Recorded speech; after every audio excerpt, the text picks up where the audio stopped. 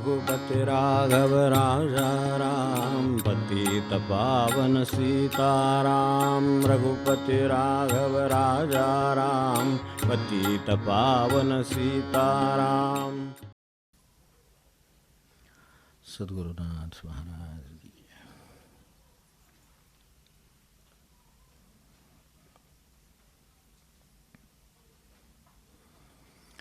गुरुपौर्णिमेचा पर्व काळ चालू आहे आणि त्यात हे शेवटचे 3 दिवस आता अनेकांचे 3 दिवसाच्या उपासना, 3 दिवसाचं पारायण त्याला सुरू असेल.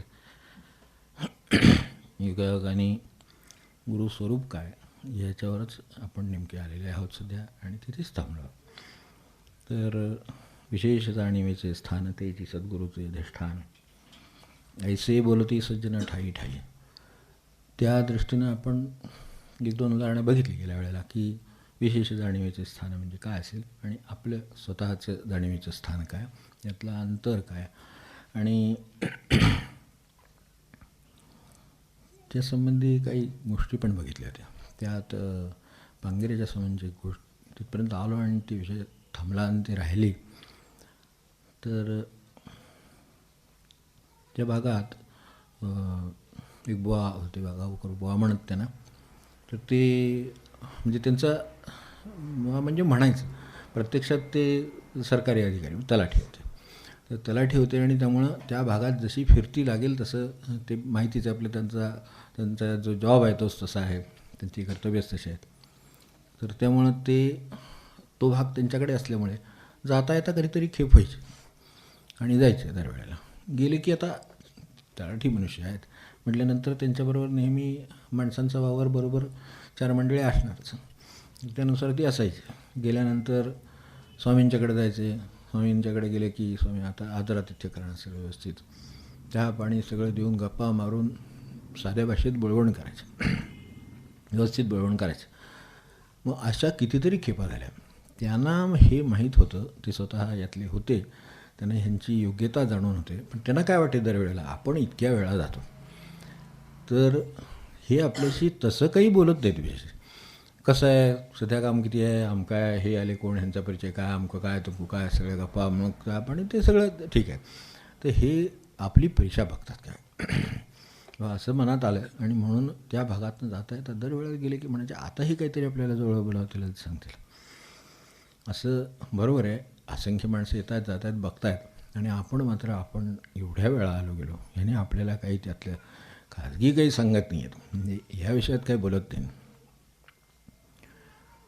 तर एकदा ठरवलं त्याने की आता या वेळेला उठायचं आणि थेट स्वामींच्याकडे जायचं आणि स्वामींना विचारायचं की मी आलेलो आहे, तुम्ही माझी इतके दिवस परीक्षा का बघतात, मी तुमच्याकडं 50 वेळा येऊन गेलो, हे इतक्या भागात मी इतक्या वेळा फिरतो आहे, दरवेळेला त्यावरून गेलो की तुमच्याकडे येतो, तुम्ही त्यातल्या विषयात परमार्थातलं काही काढत नाही आणि काही बोलत नाही. जेव्हा त्यांचा विचार होता की गेलं की हे विचारायचं, तेव्हा हे एक गेले बसले. तिथे बसल्याबरोबर स्वामी म्हणाले की मी तुझी एकट्याची वाट बघत होतो. आता परीक्षा तुझी का माझी, म्हणजे बाकी काही विषय नाही. हे तिथं जसं उमटलं मनामध्ये तसं मनामध्ये उमटलेलं आहे. विशेष जाणीवेचे स्थान. तर तू जर 4 माणसाने घेणार असेल तर मी तुला माझ्या रोजगार कशाला सांगेन, मी तुमच्या बाबतीत काय सांगायचं ते कशाला सांगेन, ते तुम्ही या, तुम्हाला सांगतो. तेव्हा असं जे विशेष जाणीवेचे स्थानांचं सांगायचा विषय राहिला त्यात अजून काय आपल्याला असंख्य गोष्टी असतील जे असं आढळत असेल ते क्षणात त्यांच्या मनात आलं. आपण इतक्या वेळा आलो, इतकी माणसं बरोबर घेऊन, दरवेळेला माणूस बरोबर आहेच. मी एकटा कधी आलो नाही आणि विचारलं नाही की मला काही तुम्हाला सांगायचं आहे का किंवा तुम्ही मला काय सांगाल का. आपण विचारलं का कधी नाही. आपण ही माणसं गोळा करून गेलो त्याने चहा पाणी केलं, संपलं. पण आणि ज्या दिवशी आपल्या मनात आला ही आपली परीक्षा घेत आहेत का, त्या दिवशी गेल्याबरोबर म्हणले तुझी एकट्याचीच वाट बघत होतो. कारण हा मुळातच एकट्याशी व्यवहार आहे. परमार्थ हा मूलतः स्वतःशीच व्यवहार आहे. फक्त स्वतःशी व्यवहार करायचा कसा ते कळत नाही, म्हणून गुरुशी व्यवहार आहे आणि म्हणून भगवंताशी व्यवहार आहे. त्यातलं काय आपण म्हणाल ते आपला आणि देवाचा, भक्ताचा आणि देवाचा हा एकमेकांशी व्यवहार आहे, त्याच्यात काही संबंध नाही. बाकीचे प्रारब्ध काय, अमकं काय, तुमकं काय, ते सगळ्याचं सोडवणूक तिथेच होते. तर त्यामुळं ती करण्यासाठीच हे अधिष्ठान आहे. सद्गुरूचं अधिष्ठान आहे. से बोलती सज्जन ठाई ठाई, तीच जाणीव ज्ञानज्योती, सद्गुरू ब्रह्मचैतन्यमूर्ती, गुंदावले रम्या महाप्रती, भेटली थोर भाग्ये. मग एकदा आपल्याला हा विषय बोललो आहे की भाग्याची कल्पना नसणं हे सर्वात मोठं दुर्भाग्य आहे. भाग्याची ज्याला कल्पना आहे त्याच्याकडून काहीतरी काम होऊ शकेल, तो पुढे जाऊ शकेल, काहीतरी अंमलात आणू शकेल, पण त्याला भाग्याची कल्पनाच नाही. म्हणजे ज्ञानेश्वर महाराजांनी जसं वर्णन केलं, चिंतामणी वाटला धडकला आणि तो दगड वाटला आणि फेकून दिला, तर त्याची काय अवस्था असावी, तर त्याला ती जाणीव नाही. म्हणून असं होतं. म्हणून हे जे म्हटलं यांनी भेटली थोर भाग्ये, हे तेवढे म्हणजे तेवढं कळण्या इतपत त्यांच्याकडे भाग्याची जाणीव आहे किंवा त्यांच्याविषयीची जाणीव आहे. जाणीवेचे विशेष जाणीवेचं हे स्थान आहे याची त्यांना कल्पना आहे. म्हणून त्यांना त्याचा एवढा लाभ झाला. जी काही 4 वर्ष त्यांच्या आयुष्यामध्ये त्यांना मिळाली महाराजांच्या बरोबरची, ती सोन्याची गेली आणि तिथून पुढं आयुष्यभर ते पुरलं. आणि हे काम त्यांच्यावर ब्रह्मानंदांसारख्याने सोपवावं याच्यात सगळं आलं. आणि पुढे जर आपल्याला माहितीच आहे की तो त्यांच्याकडचा गुरुपौर्णिमेचा उत्सव आणि सगळं त्याच्या साह्याने तरलेले किती लोक आहेत की ज्यांना त्यामुळे महाराजांची जाणीव झाली, त्यांच्याविषयी कळलं, गोष्ट कळली, एखादी माहिती कळली, एखाद्या उपदेशाचा भाग कळला, असे किती लोक त्यामुळे आले.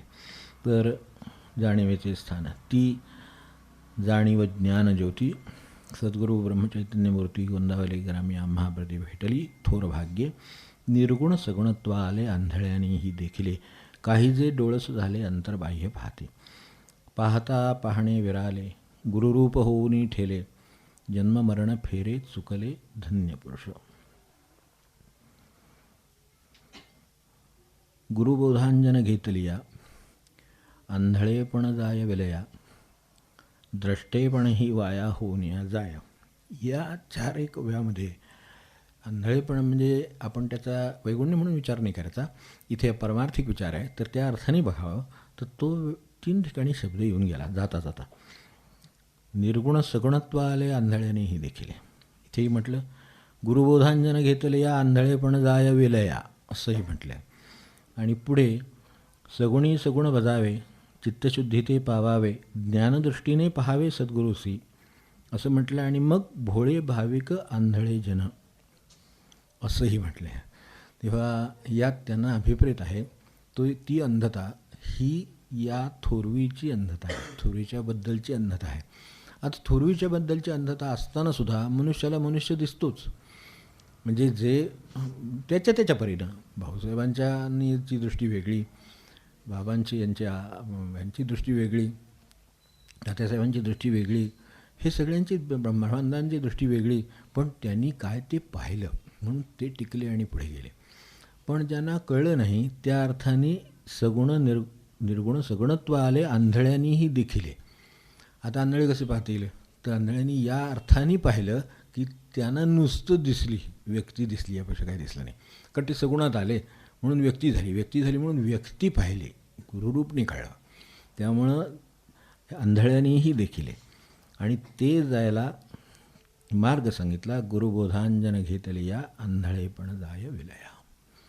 तेव्हा जो मार्ग आहे तो गुरुबोधाचा आहे. ते अंजन जर सापडलं, माणसाला मिळालं, तर आंधळेपण झालं विलया. आता हे बोधाचं अंजन आपण मध्ये बघितलं की डोळ्यात अंजन घालतात, हे कानात अंजन घालतात. तर हे जे कानात अंजन घातलं आहे, ज्याला श्रवण हे पहिलं साधन आणि शेवटचं साधन म्हटलं, तर ते जे साधन आहे ते चालतं अशा पद्धतीनं गुरुबोधांजना. तर जाग करणं आहे, नुसता उल्लेख त्यावेळा केला होता म्हणून पुढचा उल्लेख आता करतो की मनुष्याच्या सर्वसाधारण अंजन डोळा भेटे तैवेळी दृष्टीचे फाटाफुटे, इथे आपण एकदा होतो हा श्लोक पाहताना. तेव्हा ते एकदा डोळ्यात अंजन घातलं की माणसाला दिव्य दृष्टी प्राप्त होते. आता ह्याचा तसा अगदी म्हणजे ही व्यावहारिक आहे, म्हणजे जसं पाणी दिसतं वगैरे मी म्हटलं होतं तसं, तर तसं ते कळतं वगैरे, ठीक आहे, ती पण मोठीच गोष्ट आहे, पण ती कळते. आता एरवी हे डोळ्यात अंजन घातल्यावर हे होतं, तर हे डोळ्यांना विशेष दृष्टी प्राप्त होते. बरोबर तिकडे गेलं तर जे माऊलींचं म्हणणं आहे त्याचाही आपण विचार केला. जे डोळा अंजन भेटे तै वेळी दृष्टीसी फाटा फुटे. मग ते पुढचं जे आहे ना, प्रगटे महानिधी वगैरे, नंतर भगवंत दिसायला लागतो. त्या दिसण्यापूर्वी माणसाला ह्या अंजनाची गरज आहे. त्या अर्थाने तो दिसतो. आता दिसतो म्हणजे काही समोर दिसतो का, तर समोर दिसत नाही, त्यात तो जाणवतो. तर जाणवणं या अर्थाने दिसतो. आता जाणवणं या अर्थाने दिसतं तर आंधळेपण झाला वेळेला बोधांजनातलं हे.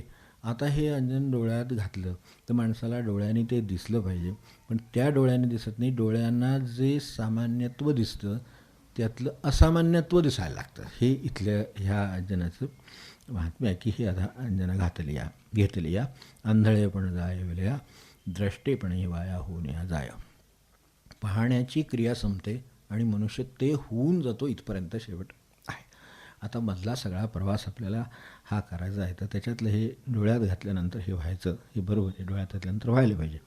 पण मला सांगा, मनुष्याला जागा करायचा झाला त्यावेळेला जो एक विषय राहायला सांगतो म्हटलं तो एवढा की मनुष्याला जागा करायचा झाला, झोपलेला मनुष्य आहे, तर आपण त्याच्या पापण्या उघडतो का त्याला हाक मारतो? म्हणजे श्रवणाचा आणि दृष्टीचा संबंध इथे का वेगळा आहे? पाहणं बरोबर आहे, पण पाहणं म्हणजे काय? पाहणं म्हणजे नुसतं पाहणं. त्याला जागं करायचं असेल, गुरु बोध आहे, त्याला बोधानं म्हणजे बोध जागा करणं आहे त्याला. तर जागा करायचं असेल, आपण व्यवहारातही जागा करतो. झोपलेल्या माणसाला जागा करायचं म्हणजे काही पापण्या उघडून त्याला पाहायला लावत नाही, जागा करत नाही. त्या अर्थाने त्याला हाक मारतो. आता हाक काही डोळे थोडंच ऐकतात, हाक कानात ऐकू जाते आणि तो जागा होतो. म्हणजे ज्याला खरोखर कानात गुरुचा उपदेश ऐकू गेलेला आहे तोच जागा होण्याची शक्यता आहे. डोळ्यात अंजन घालण्याचं अंजन नव्हे. आपलं ते काय काळं अंजन कसलं मिळतं ते, तर तसलं त्यातलं नव्हे. हे घालून काय होणार नाही, हे डोळ्यातलं नाही, हे कानातलं आहे. कारण मनुष्य जो एरवीचा साधा झोपलेला जागा होतो, तो सुद्धा त्याच्या कानात हाक ऐकू गेल्यावर, त्याचं नाव उच्चारल्यावर जागा होतो. की अहो म्हणून स्वा मनुष्य जागा होतो, अरे म्हणून जागा होतो, काय नाव घेईल ते जागा होतो. पण काहीतरी शब्दाचा उच्चार करावा लागतो. त्या सगळ्या शब्दाचा सारांश म्हणजे त्याचं नाव असतं, ते त्याला परिचित आहे. ते उच्चारलं की मनुष्य बरोबर, मी मागे एकदा आपल्याला तेव्हा म्हटलं तसं की कोण बाळासाहेब बाबुराव कोण असतील ते जरी सगळे 10 जण झोपलेले असतील तरी बाबुराव म्हणलं फक्त बाबुरावच जागे होतात आणि उठतात. कारण नामाशी तादात्म्य आहे. बाजूला बाळासाहेब ते नाही उठत, ते आणखीन कोण नसाहेब ते नाही उठत, पण बाबुराव म्हणून हाक मारलं की सगळे एक 10 जण त्या हॉलमध्ये झोपले असतील तर बरोबर तेवढे बाबुराव उठतात. ह्याचं कारण का, तर त्याच्याशी इतकं तादात्म्य आहे आणि त्याच्यावरच मनुष्य स्वतःला ओळखतो. मग भगवंताला कशाने ओळखावं? भगवंताला नामानेच ओळखावं. जर आपल्याला स्वतःला आपण आपल्या नावाशी इतके तादात्म्य आहोत आणि त्याने आपल्याला स्वतःला ओळखतो नकळतसुद्धा, म्हणजे ज्यावेळी आपण झोपेत आहोत तेव्हा व्यवहार तर सगळा त्याच्यावरच चालला आहे की त्या व्यवहारावरच आपला व्यवहारातला नामाचा हाक मारून काय ते काम सांगून काय ते काम व्यवहार करून हे सगळं जर त्याच्यावर चाललेलं आहे तर त्या नामावर चाललं आहे, तर तिथेसुद्धा मला स्वतःचं नामानेच मी स्वतःला ओळखतो. कुणाचं तरी नाव घेतलं मी ओ म्हणले असं होत नाही. इतकं जर नामाशी आपलं तादात्म्य आहे, ते देहाचं आहे, सगुणाचं आहे, असे कुठल्याही नावाने हाक मारली तरी आपण ओ द्यायला पाहिजे. खरं म्हणजे असं करून चालणार नाही, पण कोणीतरी कोणाला तरी हाक मारले तुम्ही कशा लोकांचं हो असं होईल ना, उद्या व्यवहाराचा गोंधळ होईल. म्हणजे व्यवहारातलं नाव देहाला धरून राहिलं, पण नामाची त्याला धरून राहण्याची शक्ती तीच आहे. त्याचं आयडेंटिफिकेशन म्हणतात, जसं ओळखणं म्हणतात, ते त्या नावानेच तो स्वतःलासुद्धा ओळखतो. लोक तो ओळखतातच, पण तो स्वतःला जो ओळखतो तो सुद्धा त्याच्या नावाने ओळखतो आणि तो ज्याला ओळखतो तो त्याचा देह असतो, तो आत्मरूप नव्हे. गुरुचे बोधांजन हे की ते अंजन हे घालतात की ज्या अर्थाने नाव घेतल्यावर मनुष्य ओ म्हणतो आणि स्वतःला ओळखतो, जगाशी व्यवहार करतो, तर ते जे आहे ते सगळं देहाला धरून आहे आणि हे जे सांगता आहेत ते आत्म्याला धरून आहे, आपण ते नाही. ही खात्री देण्याचं जे काम आहे हे म्हणजे मी नव्हे, कारण हे म्हणजे मी आहे यांनी सगळा घोटाळा झाला आहे. मतांतर संदेह अमकं तमकं सगळ्या गोष्टीचा गोंधळ झालेला आहे. तर तो गोंधळ ह्या देहाला धरून झाला आहे. काय आपल्याला सुख दुःख वेदना काय आनंद काय होतं आहे ते मला सांगा, सगळं त्या देहालाच होतं आहे. मला फक्त त्याचा अनुभव जाणवतो. अनुकूल वेदनीयम सुखम प्रतिकूल वेदनीयम दुःखम झालं, अशा पद्धतीने आपण विचार करतो. अनुकूल गोष्टी आल्या, म्हटलं तसं की आत्ता हे समजा गारठा पडला आहे, तर त्यावेळेला जरा गरम काय हिटर लावला तर बरं वाटतं, आणि ते त्यावेळेला ते काय AC लावलं तर बरं वाटते. म्हणजे शेवटी त्याच्यावर त्याला सुखादुःखाची जी भावना आहे ती केवळ एवढ्यावर अवलंबून आहे. त्यांचं म्हणणं म्हणजे एवढ्यावर अवलंबून राहायला हरकत नाही, पण एवढ्यावर अवलंबून राहण्यासाठी जन्माला आलो नाही असं लक्षात घ्या. त्यांचं म्हणणं हे तर करेल मनुष्य, व्यवहाराने तर जसं घर बांधेल, जसं हे करेल, तसं तो त्या त्या सीझनसाठी त्याला जे काय लागेल ते जसं वस्त्र वापरतो तसं हे सुद्धा करेल, तर हे तिने करावं. पण मी म्हणजे हे नाही आहे एवढी खात्री असावी. म्हणजे उन्हाळ्यातसुद्धा मनुष्य देवाचाच राहतो आणि पावसाळ्यातही राहतो आणि थंडीतही राहतो. नाहीतर त्याच्या सुखाच्या सोयीच्या वेळेला तेवढा देवाचा राहील आणि तो राहणार नाही. कारण देहाचं कसं राहावं त्याला कळतं, त्याच्याशी बरोबर तो जुळवून घेतो की नाही, त्या साध्या सीझनशी जुळवून घ्यायची माणसाला सवय आहे की नाही, मग त्याप्रमाणे तो करतो ना. तो हलकी बंडी घालेल आणि स्वेटरही घालेल, हे का करतो, त्याला त्याच्याशी हवामानाशी जुळवून घ्यायचं आहे. आणि हे म्हणजे मी आहे त्यामुळे ते व्यवस्थित ठेवलं पाहिजे. समजा नाही घातलं काय होणार आहे, थंडी लागणार, मग कुडकुडायला होईल, मग मला त्रास होईल, म्हणजे मी कोण, तेवढं ते म्हणतात शोध. त्या गुरुना एवढंच म्हणायचं की तुम्ही म्हणजे ते का. कुडकुडल्यानंतर ते थांबलं आणि थोड्या नंतर मग तुम्ही आता काही वेगळे कोण झाला का, तुम्ही काय झालं, ते देहाला जर त्रास होत होता त्यामुळे ते दुःखाचं वाटलं, आता देहाला त्रास होत नाही, मग आता ते किंवा सुखाचं आलं तर ते सुखाचं वाटलं. मग हे म्हणजे मी आहे अशी इतकी ठाम समजूत आहे की त्यामुळे ते दुःख सगळं आपलं झालं. तर सुखदुःख आपलं नाही, सुखदुःख देहाचंच आहे खरं सांगायचं तर. आणि देह आणि त्याला लागून विचार करणारी देहबुद्धी आहे ती स्वतःला फक्त सुखात ठेवू इच्छिते, दुःख सहन होत नाही. जसं आपल्याला हे साधं हवामानाचं दुःख सहन होत नाही, तसंच मान अपमान अमकं तमकं मतमतांतर मतभेद सगळ्याचं ते सहन होत नाही. मग ते सहन होत नाही म्हणून त्रास होतो. म्हणजे तेही पुन्हा ते म्हणून देह आणि देहबुद्धी असा एकत्र विचार करतात. जी बुद्धी त्याला धरून विचार करते, देहाला धरून, ती त्याच्यावरून सुखदुःख ठरवते. हे मी म्हणजे अमुक आहे तर माझा मान आणि माझा अपमान असा प्रश्न आला. तो माझा म्हणजे मी देहाचा आहे म्हणून, मी देहाचा नसेल तर मला काही लागू नाही याच्यातलं. खरं सांगायचं तर काही लागू नाही इथे, पण ते आपल्याला इतकं तादात्म्य आहे. तेव्हा मनुष्य आला तेव्हा, आणि होतं काय, जग त्याला तादात्म्य नसला तरी करायला लावतच झालं. कारण हाच संघर्ष सुरू आहे. परमार्थ आणि प्रपंचाचा जर विरोध असेल तर एवढ्यातच आहे, बाकी सगळा मेळ आहे. जर एकदा आतून कळलं असेल ना तर बघ काही भेद नाही, द्वैत नाही, काही नाही. पण नसलं आतून कळलं तर विरोध आहे. तो विरोध आहे असं ते म्हणते की स्वतःच्या सुखाची काळजी गेली, स्वतःला सुद्धा त्रास नको असं वाटतं. त्रास झाला की मनुष्य बिघडला. आता त्रास झाला तर झाला, पण कशाला झाला आहे त्याला त्रास, त्याला पळावं लागलं, ते म्हटलं तसं सरकून जागा द्यावी लागली, अमकं करावं लागलं, काय त्याला बाई चालावं लागलं, बस चुकली, अमकं झालं तमकं झालं, काय जे झालं असेल ते. पण हे त्रास म्हणजे कशाला झाला, शरीराला झाला. बरं असं समजा एखादी बस चुकली आणि एक स्टॉप पुढे गेला चालत, काय होणार आहे, काही असं काही पायाचं होत नाही काही. तिथून पुढं माणसाला काय ते वाहन मिळतं, तिथून तो जातो घरी. गेल्यानंतर थोडा वेळ बसेपर्यंत, म्हणजे ते काय ते मिळेपर्यंत, काय ती रिक्षा मिळेल, काय बस मिळेल, काय ते मिळेपर्यंत थोडा त्रास, ते नंतर तो विसरून पण जातो. ते इतपतच आहे, ते त्याचा त्रास इतपतच आहे. पण तो वाटून त्यावेळेला एवढा घेतो की बघा ह्यामुळं असं झालं, हे ह्यांच्यामुळं बस चुकली, त्यांच्यामुळं माझी गाडी गेली, त्यांच्यामुळं कोणाच्यामुळं काही झालं नाही, आपली थोडी चालायची गरज आहे त्याच्यासाठी ती झाली आहे. आपण थोडीशी गरज आहे आपल्याला की आपण गेलं पाहिजे चालत, तर त्याच्यासाठी ते आहे. असं एकदा लक्षात आलं तर तर ह्याने माझ्यावर उपकार केले म्हणेन. ह्यानी माझी गाडी चुकवली, गप्पा मारत बसली, माझी गाडी चुकली, ठीक आहे, तुमची गाडी चुकली बरोबर आहे, त्यामुळे थोडंसं ती काय बस होती ती चुकली, आता थोडी वेळाने ते अर्ध्या तासाने येणार, आपल्याला मध्ये वेळ नाही, मग चालत सुटावं. असते तसं बऱ्यापैकी अंतर ही अशातली आहेत ज्यांना शक्य आहे त्यांच्या बाबतीत. पण चालण्याचंच नुसतं म्हटलं तरीसुद्धा तिथे त्याला देहाला त्रास आहे म्हणून त्रास आहे. त्याला खरं मनाला ह्याचा काय त्रास आहे मला सांगा, हा चालायला लागला तर काय मनाला काही त्रास व्हायचं कारण आहे का खरं म्हणजे. पण मन म्हणतं असं कसं, त्यांच्यामुळं झालं हे लक्षात ठेवलं पाहिजे आपण, त्यांच्यामुळं काही झालं नाही, काय आपल्याला थोडं चालायला लागलं, एक स्टॉप चालला समजा, पुढच्या स्टॉपला त्याला रिक्षा मिळाली, मग काय झालं पुढे एक स्टॉप चालला, आणि खरं सांगितलं तर आता चालण्याची गरजच निर्माण झालेली आहे, अशी अवस्था आहे बाहेर, केवढा आजार आहे ओबेसिटीने आमगन दमगं. मग त्या अवस्थेत थोडंसं चाललं गेलं तर परमेश्वर म्हणतो याला जरा जरा फिट ठेवू, चुकू एखादी बस याची, काय बिघडत नाही. तर असं त्याची योजना असेल ना काहीतरी, पण कोणाची तरी दुसऱ्याची योजना वगैरे माझ्या येतच नाही डोक्यात. हेच गुरुबोधांजन आहे की जशी माझी जे भैयाजी म्हणायचे तेच म्हणायचे की तुमच्या योजना, प्लॅनिंग, नियोजन सगळं ठीक आहे, पण त्यात भाव ठेवा ना, भगवंताचं पण काहीतरी नियोजन आहे. आणि खरं सांगायचं तर त्याचं नियोजन अधिक व्यवस्थित आणि पक्का आहे, कारण तुम्हाला जिथे न्यायचं आहे त्यासाठी ते नियोजन आहे. दुःख हेही नियोजन, सुखही नियोजनच आहे त्यांचं.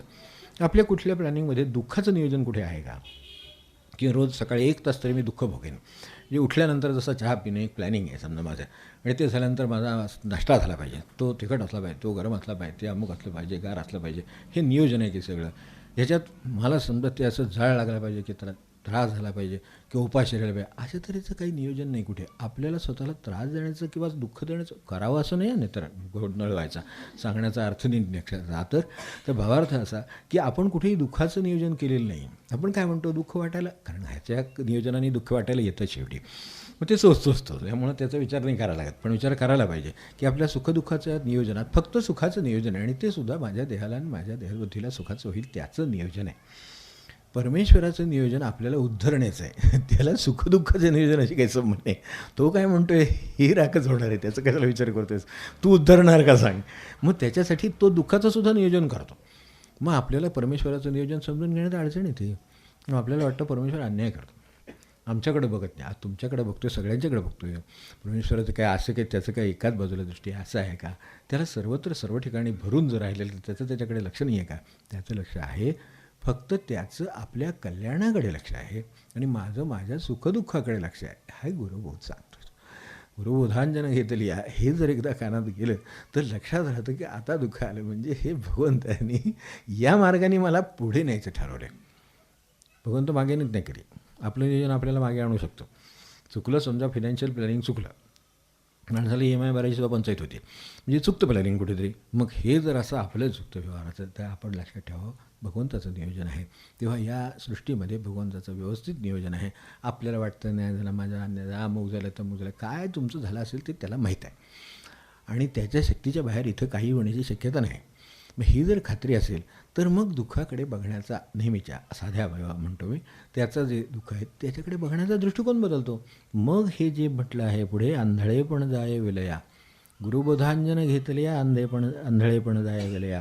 तर हा संघर्ष का होतो, तर ह्यात इतका त्रास कशासाठी होतो, तो प्रपंच खेचत असतो. प्रपंचाला जरा देवाकडे जायचं म्हटलं की बाकीची माणसं आपल्याला काहीतरी चुकीचं काहीतरी करणार आहोत किंवा काहीतरी अव्यवहार्य काहीतरी करणार आहेत, अशा एकदम त्यांच्या चेहऱ्यावर भाव उमटतात. समजा जपाला बसतो म्हटलं, काय आता काल आषाढी झाली, बाबा बसावं म्हटलं जपाला, 4 माणसं ह्यातली असली तर ठीक, नसली तर घरातली म्हणणार कशाला एवढं, तुम्हाला अनायसे काय म्हणतात तो हॉलिडे मिळालेला आहे, स्टेट काय सेंट्रल कुठला डिक्लेअर काय असेल तो, आता अनायसे एवढा हॉलिडे मिळाला आहे, गाडी आताशी एवढे आहे, जरा एक दिवस जरा फिरून येऊ, चक्कर मारून.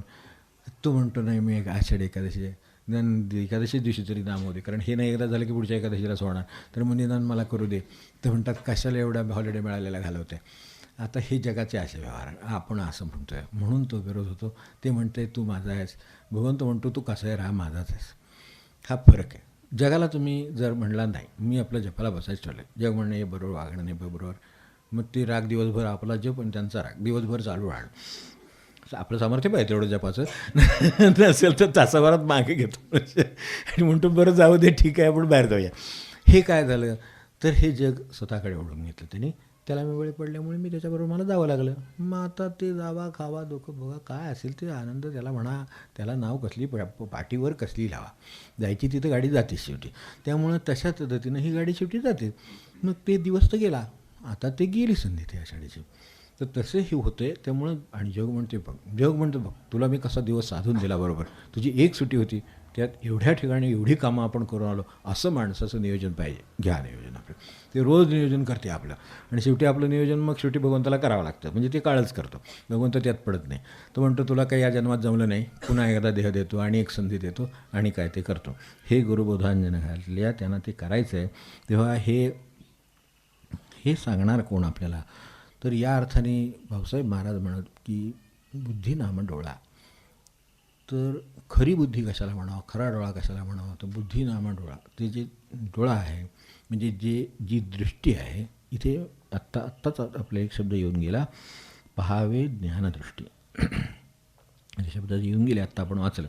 तर ऐसे जाणीवेचे स्थान ते आहे, चित्तशुद्धी ते पावावे ज्ञानदृष्टीने पहावे सद्गुरुसी. सगुण भजावे, चित्तशुद्धी ते पावावे. सगुण भजावे, नुसतं सगुण भजावे म्हणून सगुण भजतच राहिल्याचं नाही आहे. त्याचं असं अपेक्षित आहे की सगुण भजावे पण चित्तशुद्धी ते पावावे, त्या पूजेने त्याचं चित्त शुद्ध झालं पाहिजे, निदान त्या दिवसापुरतं किंवा त्या वेळेपुरतं तरी. ती जी काही वेळ आली आहे तेवढ्यापुरतं तरी त्याचं चित्त शुद्ध व्हायला पाहिजे त्या पूजेने. काय त्याचा उपचार असेल त्यांनी, काय जे कर्म करतोय त्यांनी. तर या अर्थाने सगुणी सगुण भजावे. आपली सगुणाच्या भजण्याची कल्पना काय आहे त्याप्रमाणे आपण ते सगुण भजलो, ठीक. त्याची काय उपासना करायची ती केली. मग ती पूजेने केली, दर्शनाने केली, कशाने केली. दर्शनाने माणसाचं चित्त शुद्ध झालं तर दर्शन झालं, नाहीतर दोघे एकमेकासमोर उभे राहिले, यापेक्षा काही नाही. तर सगुणी सगुण भजावे, चित्तशुद्धी ते पाहावे. आणि पाहावं कसं तर ज्ञानदृष्टीने पाहावे. ती ज्ञानदृष्टी, तो डोळा, तो ते देतात किंवा आपल्याला उघडायला लावतात किंवा त्या निमित्ताने उघडतो, असतो आपल्याकडेच, पण ते उघडून देतात. सद्गुरूशी पाहावे. तर या अर्थाने ते जे सूक्ष्म आहे, ज्याच्यामुळं माझं सगळं चाललेलं आहे, त्या सूक्ष्माची ओळख माणसाला झाली, त्याची व्यवस्था कळली की मनुष्य त्याच्याशी सुसंवादी राहतो. एखाद्या घरामध्ये गेला, त्याची एक काहीतरी पद्धत असते घराची वागण्याची, तर त्यानुसार पहिल्यांदा आपण नवीन गेलो असतो, आपल्याला लक्षात येत नाही कुठे बसावं, कुठे राहावं, काय मागावं, काय घेऊ नये, काय द्यावं, काय देऊ नये, आपल्याला काही व्यवहारातलं कळत नाही. एखाद्या घरी नवीन लग्न होऊन गेलं जसं मुलीचं असतं, बा तिथला व्यवहार काय आपल्याला माहीत नाही, कसे हे, यांना काय अपेक्षित आहे आपल्याला माहीत नाही. पण शिकून घेऊन त्या व्यवस्थेशी एकदा तादात्म्य झाला मनुष्य की तो त्या घरातलाच झाला.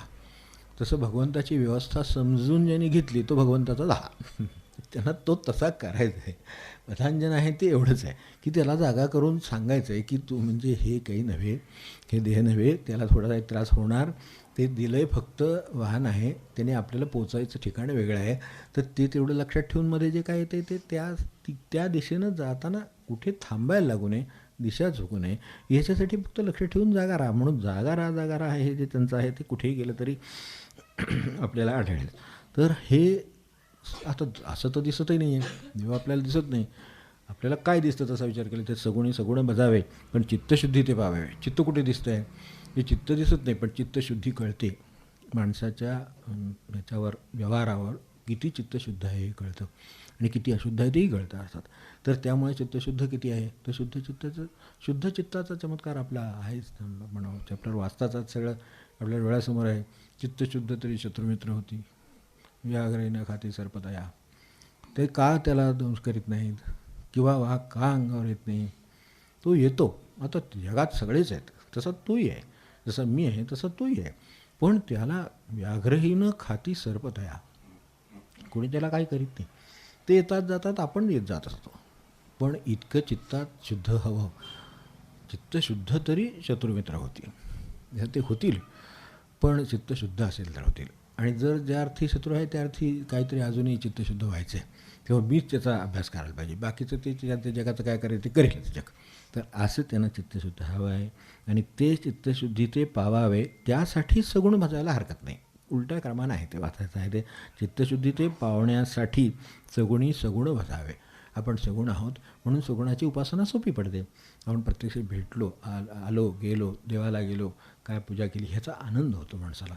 तो आनंद तो नुसता बसला तरी आनंदच आहे, तो तसाही मिळू शकतो. पण एवढी आपली योग्यता नाही की बसलो आणि आनंदाच्या ठिकाणी पोचलो लगेच. दुसऱ्या क्षणी परिवर्तन जसं होतं किंवा माणसं जसं एखाद्याचं लय लागण्याची, एखाद्याला ती साधलेलं असतं, नामाचं सुद्धा एखाद्याला साधलेलं असतं की बसलेलं कुठेही बसला की तो चटकन नामात जाऊ शकतो. इतकं चटकन नामात जाण्याची शक्ती ज्याला आली तो निर्गुणाकडे गेलाच आहे, त्यामुळे त्याची अडचण नाही. पण आपली अडचण आहे, आपल्याला देवासमोर बसलो तर देवाच्याबद्दलचे विचार मनात येण्याची शक्यता आहे. तिथं बसलो नाही तर तिथे बसून येत नाहीत, तर बाहेर जगात काय येणार. त्यामुळे तिथे बसून देवाच्या विचारांची सवय लावली आणि मग ती बाहेर अंमलात आणण्याचा प्रयत्न केला. मग हा दुःख देत नाही, याच्या रूपाने भगवंत दुःख देतो आहे आणि तो मला पुढे नेण्यासाठी ते देतो आहे. तो माझी प्रगती, माझं चित्त अधिक शुद्ध व्हावं म्हणून देतो आहे. हे लक्षात यायला लागलं की जसं त्या नवीन या एखाद्या स्त्रीला दुसऱ्या घरी गेल्यानंतर तिथले वातावरण, त्यांचे व्यवस्था कळल्यानंतर ती तद्रूप होते आणि मग ती त्या घरातल्या पद्धतीनं राहावं म्हणजे राहतात असं काय मी म्हणत नाही, पण तरीसुद्धा राहावं. तर राहिलं तर जी व्यवस्था असेल तसं त्यानुसार राहायला शिकणं, मग तशी आपण त्याचं ते प्रपंचाचं काय संपणार नाही. पण त्यामुळे तिकडं मात्र एकच व्यवस्था आहे आणि लावणारही एकच आहे, त्याच्या व्यवस्थेची स्वरूप एकच आहे. ते फक्त आपला जीव परत माझ्याकडे कसं येईल एवढं त्याला हवं आहे. ते नव्या अध्यायात वगैरे आपल्याला सगळीकडे ह्याच्या खुणा सगळीकडे सापडतील की ते तिथे येऊन पोचावं अशी अपेक्षा आहे. तेव्हा देव आपल्या समर्थांनी म्हटलं तसे की निश्चय झाला पाहिजे. म्हणजे गुरुच्या सांगण्याने भगवंत आहे आणि त्याची व्यवस्था आहे आणि ती जे काम करते ते बरोबर आहे, एवढे 3 निश्चय झाले की माणसाचं काम झालं. देवनिश्चय तो निर्गुण आहे तर सरळच आहे. चित्तशुद्धीसुद्धा निर्गुण आहे. जिथं आपण म्हणतो चित्त अशुद्ध आहे, मन शुद्ध नाही म्हणून असं होतं की तर मन शुद्ध असेल तर माणसाच्या मनात सरळ विचार येतो. मन अशुद्ध असेल तर माणसं मनात, म्हणून ते त्यांनी वाकडेपणा जाऊ दे म्हटले. पासायदाने एवढं काय मागितलं, खळांची व्यंकटी जावो का, खळच जाऊ देत म्हणायचं खरं म्हणजे. आणि त्यांचं सामर्थ्य आहे तसं, पण तसं ते नाही म्हणत. ते भगवंत आहेत, ते म्हणतात तेही माझेच आहेत, त्यामुळे त्यांच्यातली व्यंकटी जावं. वाकडेपणा असेल तर बुद्धीचा तो जावं, एवढंच मागितलं. तर तसं ते त्यात आहे. तर तो निर्गुण आहे, चित्तशुद्धी दिसत नाही. तर भगवंत काय दिसेल, भगवंत जाणवेल. आणि जाणवण्याची जे साधन आहे किंवा आपल्याला, म्हणून महाराज म्हणले किंवा स्पष्ट करून जे दिलं ते ईश्वराचं स्वरूप म्हणजे समाधान. का स्पष्ट करून दिलं, चित्तशुद्धी आहे तिथं समाधानच आहे, आणखीन काही नाहीच आहे. ज्याला समाधान आहे ना त्याला आणखीन काही करावं लागत नाही. ज्याला असमाधान आहे त्याला पळापळ आहे सगळे, पण त्याला समाधान आहे त्याला काही करावं लागत नाही. आणि समाधान आहे त्याला जगात मग त्याचं काही कामच उरत नाही. काय तो बसून राहणार, काय काटवत नसतं, नाही. तो खुर्चीत नाही बसून राहणार, त्याला काम लागणार, पण ते कुठल्याही कामानं त्याचं समाधान मिळत नाही. मला हे जर मिळालं तर आणखीन काय मिळायचं जगामध्ये येऊन, हेच तो भगवंत आहे. तेव्हा तो निर्गुणाचा निश्चय जर एकदा झाला, तो निर्गुणाचा निश्चय व्हा. देव निर्गुण प्रत्यय आला, कशाने येणार, तर समाधानाने येणार. देव निर्गुण प्रत्ययाला आता तो जर आलेला असेल तर ह्याच्या पुढचं माझं काय काम राहिलं, तर माझ्यात मी पाहत राहावं. मग ते जसं पाहावे आपण असे आपण आहे, मग सापडतं. बाहेर जगात नाही हे सापडणार. हे खरी मूळ जिथं आहे, जसा आजार जिथं आहे तिथंच काही ते करावं लागतं. काटा ज्या ठिकाणी खुपला तिथंच काही ते करायला पाहिजे ना, तो काढायचा असेल तर. बाहेर डाव्या पायाला फुटल्यानं उजव्या पायाला भोपड, काय उपयोग आहे त्याचं मला सांगा. तिथे अगदी टोकरून काढलं, त्याचा काही उपयोग नाही आहे. जिथे टोचला आहे तिथे बघा आणि तो काढून टाका. मग कोणाचा याचा संचयाचा, कोणाचा अपमानाचा, कोणाचा कशाचा, जिथे कुठे काढते तिथे काढला, पाय हलका होतो, काढताना त्रास होतो. म्हणून तपश्चर्या आहे. तापतोच मनुष्य, म्हणजे त्रास होतोच. जर तेवढं तापल्याशिवाय होतही नाही. तर ह्या अर्थाने मनुष्याला त्रास आहे. तर तो काटा काढताना आपल्याला त्रास होतो, तो आपण का सोचतो, तर त्यानं काटा निघणार असतो आणि पुन्हा त्रास होणार नसतो. नाहीतर काढण्याचाच त्रास नको म्हणेल मनुष्य, कारण त्याच्यापेक्षा काढताना त्रास जास्त होणार. महाराज म्हणायचेच की आपल्याला जो काटा लागलेला आहे त्याच्यापेक्षा मोठा काटा, आपल्याला माहिती आहे पूर्वीच्या ह्या खराट्याची ही होती त्यांनीच काढत होते ना, खराट्याची जी होती त्याचे काटे असायचे. तो काटा घुसला तर दुसरा त्याच्यापेक्षा मोठा हुडकायचा आणि तो त्याच्या खाली घालून तो काटा काढायचा. म्हणजे साधन काय पाहिजे, जेवढं मला जिथे घुसून बसलं आहे काय काय ते त्याच्या खोल जाणारं पाहिजे, तर हे निघेल. नाही तर मध्येच मोडेल आणि आणखीन दुखेल. तर त्याच्यासाठी इतकं साधन सूक्ष्म पाहिजे की जे हे सूक्ष्मता आहे ते काढेल. मग ते सूक्ष्म साधन देत आहेत, त्याच्यात सर्वात सूक्ष्म आणि सोपं नाम, म्हणून मला नाम आवडले. बाकीचं मी करतो म्हणले, म्हणजे ते ऑपरेटिव्ह आहे ते करणार, आपण फक्त ॲडमिट व्हायचं आहे. एवढं अनुग्रह म्हणजे काय, दीक्षा म्हणजे काय, ॲडमिट होतो की पडतो, उरलेलं तेच बघतात की मला सांगा त्यावेळेला सांगतात की नाही नातेवाईक, ते माझे तुमचे मिस्टर तिकडे बाहेर थांबा, आत्या वेळा थांबतात तसं. ते जेव्हा माझा मुलगा आहे, हो खरं आहे, पण तुम्ही जरा बाहेर थांबा, आम्ही लागले की तुम्हाला बोलवतो. सही बी त्यांची घेतात, ते घेतात बरोबर. पण इथं भगवंत सहीसुद्धा मागत नाही. तो म्हणतो तुझी इच्छा काय ती सही, माझी इच्छा शरण जावं बस आहे तेवढं, हो ॲडमिट म्हणतात, त्यातला प्रकार आहे. मग आता त्याच्यानंतर ते ठरवतात ना हे किती रक्कम खोल आहे, एवढी आहे. मग त्याच्यापेक्षा जास्त जाणारा काटा काढणार, ते त्यासारखं शस्त्र काय असेल ते वापरणार आणि तो आता काटा काढणार, त्याला काही दुःख झाल्याशिवाय काय होणार आहे काम, एवढ्यासाठी काही कोण बोलबिल देत नाही आणि परवडत नाही ते आणि देऊही नाही. तर ती एवढं जर असेल ते एवढंसं काढायला असेल तर तेवढं ते देणार आणि तो काटा काढून टाकणार. मग एकदा काढून टाकल्यानंतर त्यावेळेला वेदांना मनुष्य का सोसतो, तर तो असं नाही म्हणते राहू दे, ते ठुसतूच ठेवावं. पण चला एक दिवस जर ते तसंच राहिलं तर संध्याकाळपर्यंत घाईल येतो, मनुष्य कामात लक्ष लागत नाही, चुका होतात, सगळं गोंधळ होतं. मग हे जर लागलेलं आहे ते एकदा काढून टाकलं की एकदा त्रास सोसा लागेल, पण पुन्हा काय होणार नाही.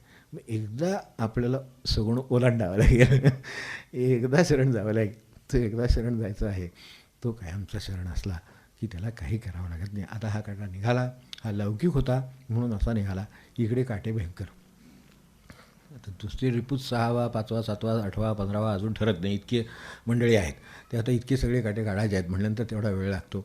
आणि म्हणून तपश्चर्या 12 वर्षांना 36 वर्षांना अमुक करावं लागतं. निंबर्गे महाराजांसारख्यांना 36 वर्ष, मग आपण हातच जोडले, बाबा 36 वर्ष आयुष्य मिळालं माणसाला, याच्यात तरी खूप आहे अशी परिस्थिती आहे. तर ते 36 वर्ष तप करतात, हे 3 वर्ष करतात, ती 12 वर्ष करतात. यांनी भाऊसाहेब 24 वर्ष करतात आणि ते महागुरू ते 36 वर्ष करतात. 36 वर्षाचं साधन केल्यानंतर नाम म्हणून ते बर्गिनी देवाकडून नाम आणलं हे जे म्हटलं आहे ते तेवढ्यासाठी म्हटलं आहे की इतकं सिद्ध आहे ते साधन की घेईल तो धरेल असं.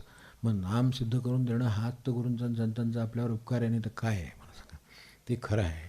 तर ते आपल्याला तितकं खरं वाटलं की मग आपलं काय काय आपल्याला कुठे अडचणी आहेत ते शोधा, असं समर्थांनी पण तेच म्हटलं की मग पुढे आपणच शोध घ्यावा. समर्थ म्हणले आपणच शोध घ्यावा.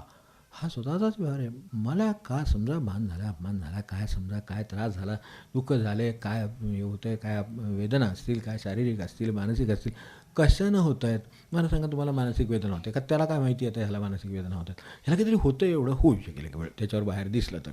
नसेल तर काय होईल, तर नसेल त्याला काही कळणार नाही ना, मग तिची काय कळणार नाही. ते आपणच शोधायचं. त्यांचं म्हणणं की एकदा तुम्हाला गुरूंनी मार्ग दाखवून दिला, आता चालायचं काम आपलं आहे, ते आपण चालत राहावं. आणि या अर्थाने गुरुबोधांजन घेतले या त्रास होतो याचा अर्थ कारण तर असलं पाहिजे. कारण तर या जगाच्या बाहेर नाही, माझ्या चित्ताच्या बाहेर नाही. कारण ज्या अर्थी मला काटा टोचतो तो मला टोचलेला असला पाहिजे म्हणून दुखतो आहे, त्या अर्थी मला काहीतरी झालेलं आहे. म्हणजे माझ्या काय आपण साधं मनाविरुद्ध होतो म्हणतो तर ते झालेलं आहे काहीतरी. म्हणजे मन आहे, मग त्याच्या विरुद्ध काहीतरी आहे, मग त्याच्याप्रमाणे काहीतरी आहे. मग असं का झालं आहे, हे मनाचं प्रमाणे का झालं आणि विरुद्ध का झालं, हा कुठून निघाला विषय, हे मनाला हा स्थान कोणी दिलं. मनाच्या पलीकडे जर भगवंत आहे तर मग हे त्याच्या अलीकडे आहे. भगवंताला जर मी धरलं असेल तर तुम्हाला सापडलं पाहिजे मन कुठे आहे ते शोधावं लागेल. कष्ट हेच आहेत साधनेचे. म्हणून आपण शोध घ्यावा असं ते सांगितलं. ते एवढ्यासाठी गुरुबोधांजन घेतले या आंधळेपण जाय वेलया, द्रष्टेपण ही वाया होऊन या जाय. शेवटी द्रष्टेपण नुसतं मी देवाला पाहतो हे सोबत नाही, देव आणि पाहणं या गोष्टी हे करायला. म्हणून ते रामकृष्णाने स्वतःभोवती आरती ओवाळली हे आपल्याला वाटतंय. स्वतःभोवती ओवाळली हे ज्यांचे पाहत होते त्यांना वाटते, त्यांना देवालाच ओवाळतात असं वाटते. हो, ते कसं कळणार, ते तिथं ते होऊनच कळावे. म्हणून इथं हे जे म्हटलं आहे पुढे की ज्ञानदृष्टी पहावे सद्गुरूसी, द्रष्टेपण ही वाया होऊन या जाय, सगुणी सगुण भजावे, चित्तशुद्धी ते पावावे, ज्ञानदृष्टीने पहावे सद्गुरूसी. ज्ञानदृष्टीनं जोपर्यंत पाहता येत नाही तोपर्यंत सगुणी सगुण भजावे आणि चित्तशुद्धी करावी, एवढं करावं. पुढे आपल्याला ज्ञानदृष्टीनं कसं पाहायचं ते कळेल. ती ज्ञानदृष्टी आपल्याला यावी. साधी दृष्टी आपल्याला आहे तरी ती सदोष आहे. तर मला सांगा, जी ज्ञानदृष्टी आहे ती मुळात जागी नाही, ती जागी होऊन निर्दोष होऊन जेव्हा भगवंत पाहिल तेव्हा खरा पाहिल. म्हणून धर्मराजाला एकही वाईट दिसत नाही आणि दुर्योधनाला एकही चांगला दिसत नाही. जबा तीच पाहणारे दोन. तेव्हा ह्यात आपलं सगळं आलं, ह्याच्यावरनं कळतं. तर यासाठी भोळे भाविक आंधळे जन या, इथे परत तो आंधळे शब्द आला, म्हणजे ज्या ज्ञाना फक्त देहच ओळखतो. म्हणून अष्टावकराची गीता प्रसिद्ध झाली ती तेवढ्यासाठीच. म्हणून त्याने विचारली सभा कसली आहे.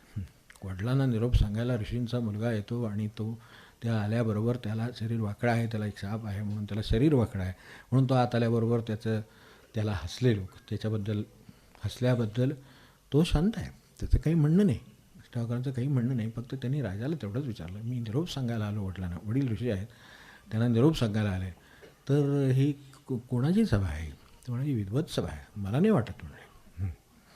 त्यांना काय उत्तर देणार, ह्यांना शरीरापलीकडे काही दिसतच नाही आहे म्हणले. नाही तर ते हसलेच नसते. म्हणजे त्याच्यात जो काही वैगुण्य आहे, जे काही कारणामुळे आलं ते सुद्धा कारण सखोले, तर ते हे जे आलं तेवढंच ज्यांना दिसलं त्यांची जर सभा असली तर कसली विद्वत सभा, ही कसली ऋषीची सभा. म्हणजे इथपर्यंत सूक्ष्मदृष्टी आहे. त्यांना त्याच्या ठिकाणचं ज्ञान दिसलं नाही म्हणून त्यांनी उतरून त्याला नमस्कार केला आणि त्याच्याकडून त्यानं काही उपदेश घेतला. ती आपली अष्टावक्र गीता आपण वाचतो. हा गीतेचा उपदेश त्यांनी स्वतः त्याचं हे जर ह्यांना जर ज्ञानदृष्टी असती तर ह्यांनी हे उठून उभे राहिले असते साध्या भाषेमध्ये, अगदी साध्या भाषेत निदान उठून उभे राहिले असते त्याला आदर देण्यासाठी. तर ते असतात. म्हणजे ह्याच्यावरनं काय आहे ते आपल्याला, म्हणजे ज्ञानदृष्टी म्हणजे काय, तर चित्तशुद्धी एवढी आहे की त्याचं त्यांना ते कळतं. तर त्यांना कळलं, मग ह्याला कळतं आहे. ज्ञानदृष्टीने पाहावे सद्गुरूसी, धुळे भाविका आंधळे जन या लागी, यासाठी किंवा यांसी उपासने लागवून ज्ञानज्योती झाली सगुण मनुष्यरूपी. आमचे घरा पाहुणी आली, आम्हा सारखी वागली परी राहिली वेगळी. ते त्यांच्या स्वरूपी नित्य राहती, ते जे वर्णन केलेले आहे स्वरूप आता ते नित्य राहते. तर हे होईल.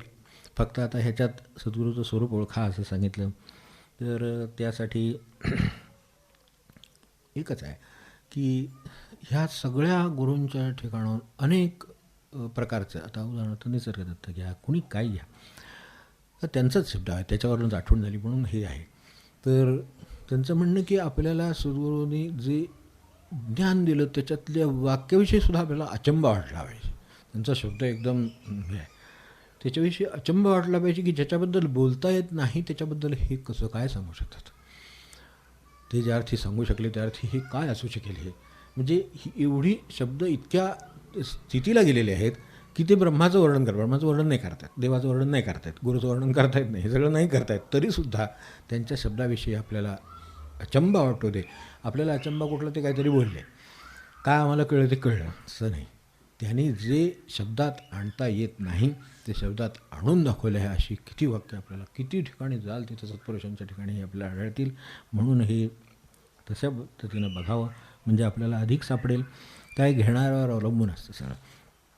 त्यामुळे असं आहे. तर मी आता थोडी आपली वेळ झाली, उशीर होतो आहे तर क्षमा करा. पण आता एक गुरुपौर्णिमा आहे.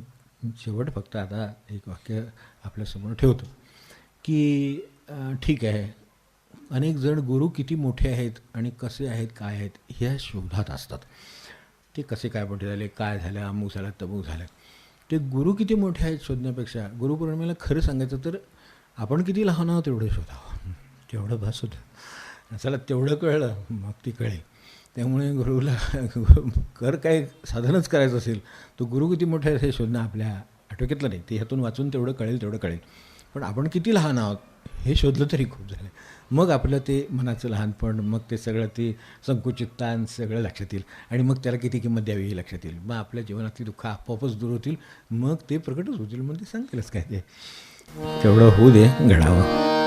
जानकी जीवन स्मरण जय जय राम.